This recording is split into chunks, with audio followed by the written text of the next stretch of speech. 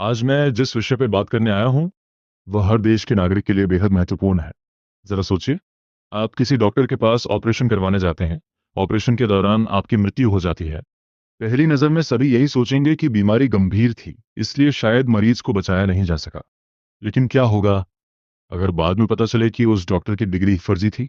उसने गलत तरीके से परीक्षा पास की थी या पेपर लीक के जरिए डॉक्टर बनने का प्रमाण पत्र हासिल कर लिया था। तब ये सिर्फ एक व्यक्ति की गलती नहीं रहेगी, बल्कि पूरे शिक्षा और परीक्षा तंत्र की विफलता बन जाएगी। आज लगातार हो रहे पेपर लीक और परीक्षा घोटालों के कारण ऐसे लोगों के हाथों में महत्वपूर्ण जिम्मेदारियां पहुंच सकती हैं, जो वास्तव में उस पद के योग्य नहीं है। अगर यही स्थिति जारी रही, तो भविष्य में हमारी जान, हमारी सुरक्षा और हमारा भरोसा उन लोगों के हाथों में होगा, जिन्होंने अपनी योग्यता ईमानदारी से नहीं, बल्कि धोखाधड़ी से हासिल की है। इसलिए पेपर लीक सिर्फ छात्रों के भविष्य का सवाल नहीं है, बल्कि पूरे देश के भविष्य, सुरक्षा और नागरिकों के जीवन से जुड़ा एक गंभीर मुद्दा है। लेकिन दूसरी तरफ अपने ही देश में पेपर लीक वाले अब इतने प्रोफेशनल हो गए हैं कि भाई उनका अलग इकोसिस्टम चल रहा है। यार, कोचिंग सेंटर, नेता, बिचौलिया और वो बेचारा छात्र जो 18 लाख देता है सीट के लिए। एक तरफ स्टूडेंट 3 बजे तक पढ़ता है और पढ़ाई के कारण नींद नहीं आती, और वही दूसरी तरफ पेपर लीक करने वाला आराम से मजे में सो रहा होता है। सीन ये है, जब पेपर लीक होता है तो सारी राजनीतिक पार्टियां या फिर बड़े नेता इन मुद्दों पर एकदम चुप हो जाते हैं। वहीं जब कोई पार्टी बोलती है तब बोलते हैं कि ये उनकी गलती है, उनका ही सिस्टम बनाया हुआ है पहले से। दूसरी पार्टी बोलती है नहीं, हमारे टाइम में ऐसा नहीं होता था।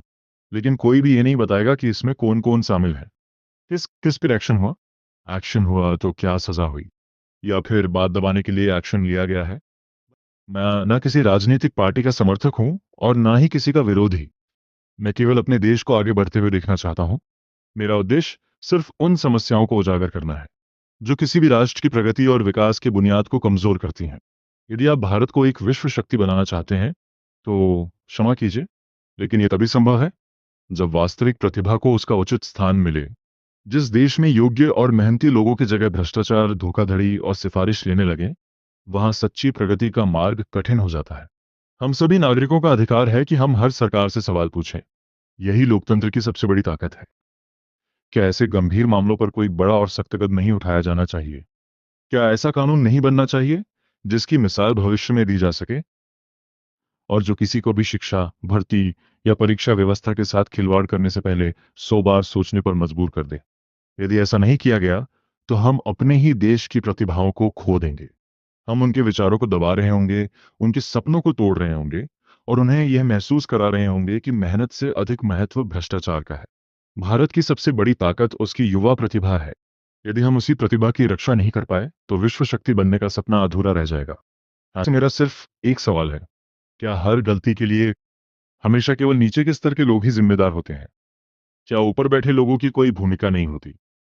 क्या यह संभव है कि इतने बड़े घोटाले, पेपर लीक और भ्रष्टाचार बिना किसी संरक्षण या समर्थन के इतने आसानी से होते रहें?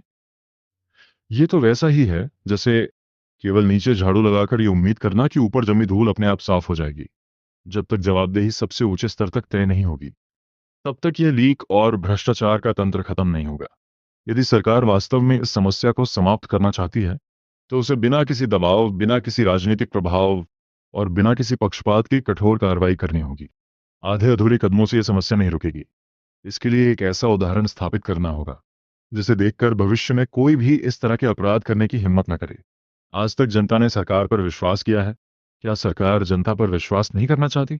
यदि ईमानदारी से और निष्पक्ष रूप से कार्रवाई की जाएगी, तो देश का हर ईमानदार नागरिक आपके साथ खड़ा होगा।